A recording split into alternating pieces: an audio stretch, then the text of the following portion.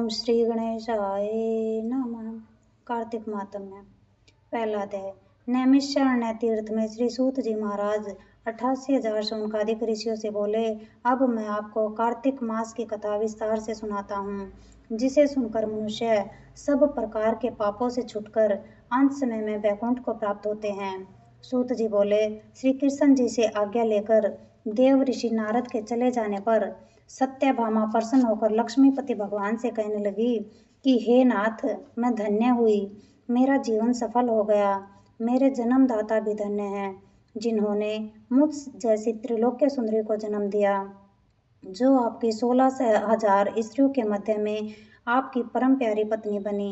मैंने वह कल्प वृक्ष आदि पुरुष आपके साथ नारद जी को विधि पूर्वक दान में दे दिया, परंतु वही कल्प वृक्ष मेरे घर लहराया करता है, जिस बात को मृत्युलोक में कोई भी स्त्री नहीं जानती। हे त्रिलोकीनाथ, मैं आपसे कुछ पूछना चाहती हूँ। आप मुझे विस्तार पूर्वक कार्तिक माहात्म्य की कथा सुनाओ, जिसको सुनकर मेरा हित हो और जिसके करने से कल्प पर्यंत भी आप मुझसे विमुख ना हो। सूत जी बोले, सत्यभामा के ऐसे वचनों को सुनकर हंसते हुए श्री कृष्ण जी सत्यभामा का हाथ पकड़कर तथा अपने सेवकों को वहीं रोककर विलास युक्त अपनी पत्नी को कल्प वृक्ष के नीचे ले गए और हंसकर कहने लगे कि हे प्रिय, 16,000 रानियों में से मुझे तुम प्राणों के समान प्यारी हो। तुम्हारे लिए मैंने इंद्र से तथा देवताओं से भी विरोध किया था। हे कांते, जो बात तुमने पूछी है उन अद्भुत बातों को सुनो। सूत जी बोले, एक दिन श्री कृष्ण भगवान ने सत्यभामा की प्रिय कामना के लिए गरुड़ पर सवार होकर इंद्रलोक जाकर कल्प वृक्ष मांगा।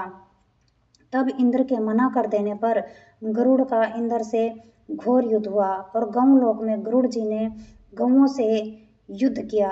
गरुड़ की चोंच की चोट से उनके कान और पूंछ कट कर गिर पड़े। उनके रुधिर से 3 वस्तु उत्पन्न हुए, कान से तंबाकू, पूंछ से गोभी और खून से मेहंदी। इन तीनों के प्रयोग करने से मोक्ष प्राप्ति नहीं होती। तब गौओं ने भी क्रोध में भरकर गरुड़ को मारा, जिससे उसके 3 पंख टूट कर गिर पड़े। इनके पहले पंख से नीलकंठ, दूसरे से मोर, तीसरे से चकवा चकवी उत्पन्न हुए। हे प्रिय, इनके दर्शन मात्र से ही शुभ फल की प्राप्ति होती है। यह सुनकर सत्यभामा बोली कि हे प्रभु, मैंने पिछले जन्म में कौन कौन से दान व्रत व जप नहीं किए हैं, मेरा कैसा स्वभाव था तथा मैं किसकी पुत्री थी और मुझे मृत्युलोक में जन्म क्यों लेना पड़ा। मैंने ऐसे कौन से शुभ कर्म किए जिससे मैं आपकी अर्धांगिनी हुई। श्री कृष्ण बोले कि हे प्रिय, जो तुमने पूर्व जन्म में शुभ कर्म किए हैं विस्तार पूर्वक कहता हूँ। पूर्व समय में सतयुग के अंत में मायापुरी में अत्रि गोत्र में देव शर्मा नाम का एक ब्राह्मण वेद वेदांत का जानने वाला रहता था। वह रोज अतिथियों की सेवा, हवन और सूर्य भगवान की पूजा किया करता था। उसका तेज सूर्य के समान तेजस्वी था। उसके वृद्धावस्था में गुणवती नाम की कन्या हुई। उसका विवाह उस पुत्रहीन ब्राह्मण ने चंद्र नाम के अपने शिष्य के साथ कर दिया। चंद्र को अपने पुत्र के समान मानता और चंद्र भी उसे अपने पिता के समान सम्मान देता था। एक दिन वे दोनों कुश और समिधा लेने के लिए वन में गए।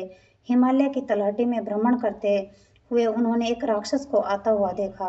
उस राक्षस से भय के मारे उनके सब अंग शिथिल हो गए और भागने की सामर्थ्य भी उनमें नहीं रही। तब उस काल के सदर्श राक्षस ने उन दोनों को मार डाला। उनके धर्मात्मा होने के कारण मेरे पार्षद उनको मेरे पास बैकुंठ में ले आए, क्योंकि उन्होंने सूर्य भगवान की पूजा की थी। उस कर्म से मैं दोनों पर अति प्रसन्न हुआ। शिव, सूर्य, गणेश जी और देवी, इन सभी देवताओं की पूजा करने वाले सब स्वर्ग को प्राप्त होते हैं। मैं एक होता हुआ भी काल और कर्मों के भेद से 5 प्रकार का होता हूँ। जैसे एक देवदत्त, पिता, भ्राता आदि नामों से बोला जाता है।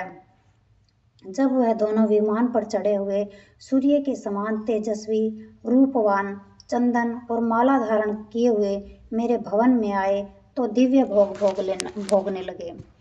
जय भगवान। सुख शांति, सुख शांति, सुख शांति, सुख शांति।